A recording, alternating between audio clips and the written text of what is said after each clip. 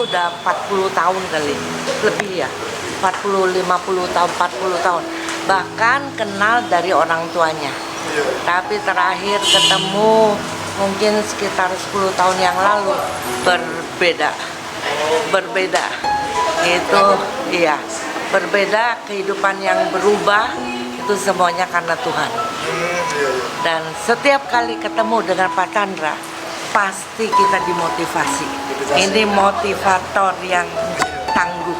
Itu membuat kita merasa dibangun, kita mencari Tuhan. Luar biasa, kepribadian yang beda, luar biasa. Ya.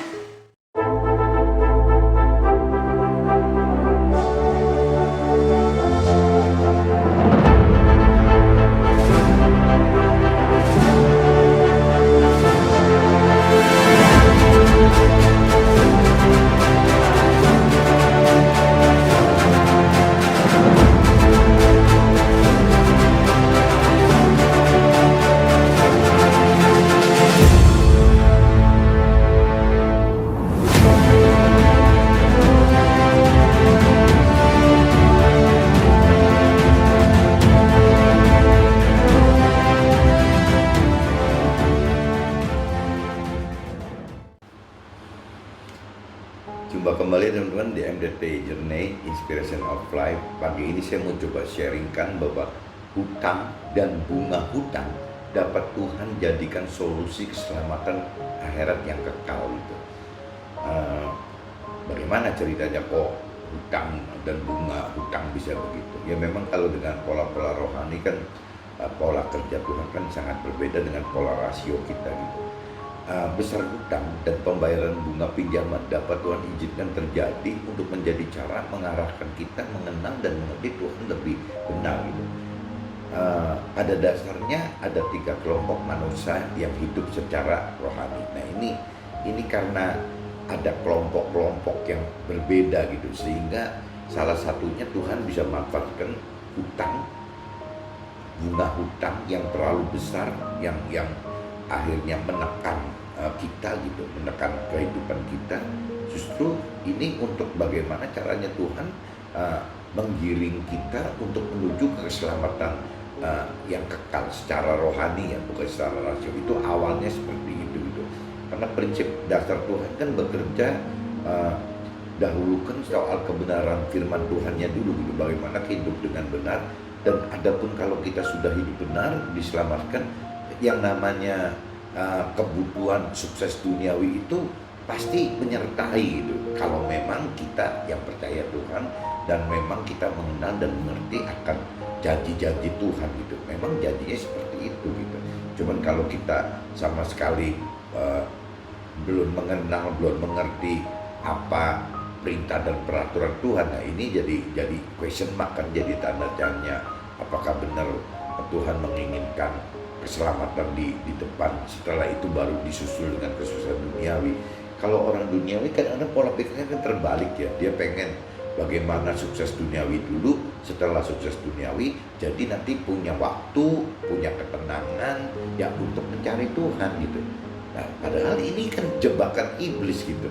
Jadi dengan kita dapatkan kesusahan duniawi dulu, justru makin sedikit orang yang bisa untuk masuk ke dalam mencari Tuhan, mencari kebenaran Tuhan.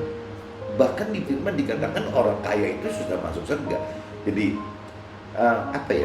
Tuhan pengen bukan berarti orang tidak kaya, orang usahakan kaya, tapi juga Tuhan mau masuk surga. Orang itu mau selamat masuk surga. Lah caranya bagaimana gitu? Ya Tuhan maksud, jadi coba dibalik gitu. Urusan kaya biar di belakang aja, di prioritas kedua, dan urusan keselamatan akhirat itu di prioritas 1. Tuhan sih pengennya seperti itu. Makanya ada firman lain, ada firman mengatakan orang kaya susah masuk surga, tapi ada firman lain juga yang menguatkan bahwa ya dahulukan, carilah dulu gitu ya kebenaran yang Tuhan maksud gitu, supaya kita dapatkan keselamatan yang kekal. Nah setelah itu Tuhan bilang ya nanti Tuhan juga pasti tahu kok kebutuhan kita apa, kesusahan duniawi itu pasti akan menyusul. Nah ini kelompok manusia itu kan biasanya umumnya dibagi 3 gitu. Ada kelompok kelompok orang awam yang tidak mengaitkan hidup bersama Tuhan. Ada kelompok orang yang sama sekali tidak mengaitkan Tuhan, jadi cuma mengandalkannya adat istiadat gitu tuh, mengandalkan diri sendiri atau mengandalkan manusia lain, ya paling sebatas itu hidupnya sampai akhir hayatnya. Ada yang seperti itu gitu. Padahal dalam proses perjalanannya Tuhan sudah selalu ingatkan kan, karena Tuhan kan tidak pilih kasih, Tuhan kan sayang semua. Nah ini Tuhan sudah ingatkan begini-begini, cuman kan kembali ke manusianya lagi, apakah bisa berubah nggak? Jangan degil dan jangan sombong gitu. Ada kelompok orang yang bertata krama liturgi, bertata krama atau liturgi keagamaan saja gitu, yang sudah merasa hidup bersama Tuhan. Jadi kelompok orang ini adalah kelompok orang yang sibuk sendiri dengan tata krama atau liturgi keagamaan gitu, dan merasa bahwa dengan cara seperti ini sudah hidup bersama Tuhan. Tetapi secara teori, seperti peraturan formal atau hukum yang diatur antar manusia terhadap manusia pada umumnya, jadi perlakukan Tuhan itu seperti orang memperlakukan ke orang lain gitu. Kalau secara hukum yang ada di pemerintahan atau anggaplah hukum yang ada di notaris gitu, itu kan semua kan sudah hukum baku gitu, hukum baku yang dikaitkan kebanyakannya manusia dengan manusia, bukan manusia dengan Tuhan gitu. Jadi orang terjebak seperti itu. Nah di urusan ketuhanan pun sama gitu. Ada orang yang terjebak hanya hidup untuk bertata krama soal keagamaan saja. Lah Tuhannya di mana gitu? Kan yang namanya agama itu kan berujung untuk mencari Tuhan, bukan mencari agama gitu. Jadi lewat agama ini harusnya kita menemui Tuhan, bukan lewat agama ini kita jadi menemui aturan hukumnya gitu, menemui tata keramanya, menemui liturginya. Kan kayaknya nggak bener gitu kalau kelompok ini larinya ke situ gitu. Sehingga peran Tuhan tidak dilibatkan dalam pola kehidupan mereka yang hanya di kisaran area tubuh atau lahiriah saja, dan jiwa, pikiran, perasaan, batinnya dia saja gitu, tidak masuk ke dalam ke mestinya kan ada tubuh, jiwa, roh gitu, tidak masuk sampai ke area itu gitu. Nah ini manusia kelompok-kelompok seperti ini juga sepertinya tidak beda gitu dengan kelompok awam. Cuman kelompok yang bertata krama keagamaan ini merasa bahwa dia itu lebih benar daripada yang orang awam yang tidak melakukan apa-apa gitu. Tapi sama untuk Tuhan ini, orang seperti ini kan tidak bisa masuk ke dalam akhirat yang kekal dalam tatanan yang lebih benar gitu, lebih tepat kali gitu. Karena orang yang bertata krama keagamaan belum tentu mengenal firman, belum tentu mengerti firman gitu, belum tentu mengenal rancangan dan kehendak Tuhan, dan juga belum tentu dia sasaran hidupnya itu untuk bagaimana menjadi pelaku firman Tuhan itu. Nah ini yang bahayanya orang bertata krama keagamaan ini seperti ini. Resikonya, bahayanya itu tidak beda dengan kelompok orang awam yang tidak mengandalkan Tuhan gitu. Sayang sekali kan, padahal cuman di satu langkah lagi pengertiannya dirubah. Orang yang bertata krama keagamaan ini kan sudah jelas orang baik gitu, orang yang mudah untuk masuk ini. Cuman sayang kok kayaknya kenapa ya, kan saya juga kadang-kadang ragu kenapa ya kok nggak secepatnya orang ini masuk ke situ. Nah mungkin kembali lagi karena mereka hidup hanya memperlakukan Tuhan seperti manusia yang lain gitu, bukan memperlakukan Tuhan sebagai Tuhan. Nah, kalau sebagai Tuhan ya dia mesti benar-benar minta Tuhan terlibat dalam dia, tidak jauh-jauh dari firman dan imannya kan. Mungkin kalau kelompok ini kan harus sadar ini gitu. Nah ada juga kelompok yang ketiga adalah orang-orang pilihan yang lebih mengenal dan mengerti akan rancangan dan kehendak Tuhan dalam firman gitu. Jadi orang ini udah kenal firman nih. Nah kelompok orang-orang seperti ini adalah kelompok orang pilihan Tuhan yang memang sudah mengenal firman gitu. Kelompok ini yang melibatkan hidup di kisaran jiwa dan roh, bukan tubuh dan jiwa, bukan berhenti di tubuh dan jiwa, tapi dia sudah tubuh, jiwa, dan roh, udah dikaitin semua gitu. Ada tiga-tiganya dilibatkan semua, khususnya untuk jiwa dan roh gitu. Jiwa kan pikiran dan perasaan, roh itu kan urusan Tuhan itu, urusan prerogatifnya Tuhan. Nah roh ini juga Tuhan ini kan punya jiwa, punya pikiran perasaan. Nah waktu pikiran perasaan di jiwa kita disesuaikan dengan pikiran perasaan di jiwa Tuhan, nah ini timbulnya jadi roh. Rohnya kaitkan roh kita apa ya, otomatis akan tune up gitu, masuk ke dalam roh Tuhannya gitu. Jadi match, udah ketemu gitu tuh. Nah ini kelompok yang ketiga ini yang paling bagus ya, yang paling benar gitu. Jadi ada kelompok orang awam, ada kelompok orang yang ribut sendiri dengan tata krama keagamaannya, dan ada kelompok orang yang memang mengenal dan mengerti akan rancangan kehendak Tuhan karena membaca firman itu, mengenal firmannya, mengerti firmannya.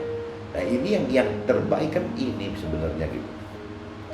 Kelompok yang seperti ini gitu, orang yang mengenal, mengerti firman, ya yang Tuhan kehendaki kan orang-orang kelompok seperti ini, karena dapat terselamatkan ke akhirat yang kekal gitu. Karena syarat-syarat untuk bagaimana masuk ke dalam keselamatan kekal ini sudah terjadi semua dalam kelompok ini gitu. Jadi kalau kelompok yang 1, 2 kan tidak ada kaitan dengan firman, tidak kaitan dengan iman gitu. Nah ini yang sulit sekali untuk masuk ke dalam, kalaupun mungkin baik sekali gitu ya, mungkin apa ya, kembali lagi, apakah ada privilege gitu, apa ada hak Tuhan gitu yang ya mungkin masuk surga tapi di emperan surga kali, di pinggir-pinggir, samping-samping surga. Kan kita kan pengen sampai deket sekali dengan Tuhan kan, bukan cuma sekedar masuk surga gitu. Kita kan pengen sekali untuk bisa sedekat mungkin dengan Tuhan gitu. Nah jadi permasalahan hutang yang awalnya tadi saya cerita, bahwa Tuhan bisa pakai hutang dan bunga dari hutang itu dapat jadi solusi keselamatan jika kita hidup mau berubah, masuk ke dalam pengenalan, pengertian firman, dan kita beriman kepada Tuhan. Beriman kepada Tuhan adalah melakukan apa yang Tuhan perintah dan peraturkan dalam firman-Nya. Jadi kalau kita ngomong beriman tapi tanpa mengenal dan mengerti akan firman Tuhan, itu namanya bukan beriman, itu karep sendiri gitu. Kita maunya sendiri gitu. Orang Jawa bilang karep dewek gitu tuh. Nah, tapi kalau kita bicara iman itu jelas harus mengenal dan mengerti firman, dan kita baru melakukan apa yang perintah dan Tuhan peraturan dalam itunya, sehingga kita nanti akan masuk ke dalam rancangan dan kehendak Tuhan yang sebenarnya gitu. Tuhan akan bawa kita ke titik itu. Jadi mungkin istilah hutang dan bunga hutang ini kan pasti kurang lebih ceritanya kan berkaitan dengan soal permasalahan gitu. Masalah kan bukan cuma hutang dan bunga hutang saja gitu. Permasalahan itu kan banyak sekali. Tapi kita pagi ini coba umpamakan ke dalam hutang dan bunga hutang yang jadi beban gitu, nah, jadi masalah. Nah ini yang lewat permasalahan ini timbul penderitaan. Nah penderitaan inilah yang Tuhan pakai untuk mengarahkan kita masuk ke dalam rancangan dan kehendak Tuhan gitu. Nah rancangan kehendak Tuhan sekali lagi tidak bisa lepas dari dasar pengenalan, pengertian serta menghidupkan roh Tuhan dalam kita untuk mampu melakukan yang kita kenal dan mengerti dalam firman-Nya itu. Oke, mungkin pagi ini saya coba ceritakan seperti ini. Jadi teman-teman yang mengalami hutangnya bagaimana terbayar, bunga hutang aja tidak terbayar gitu. Nah ini nggak usah khawatir, memang ini bisa salah satu cara Tuhan untuk mengarahkan kita untuk lebih mengenal Tuhan dan mengerti Tuhan lebih baik lagi. Oke, see you, bye bye.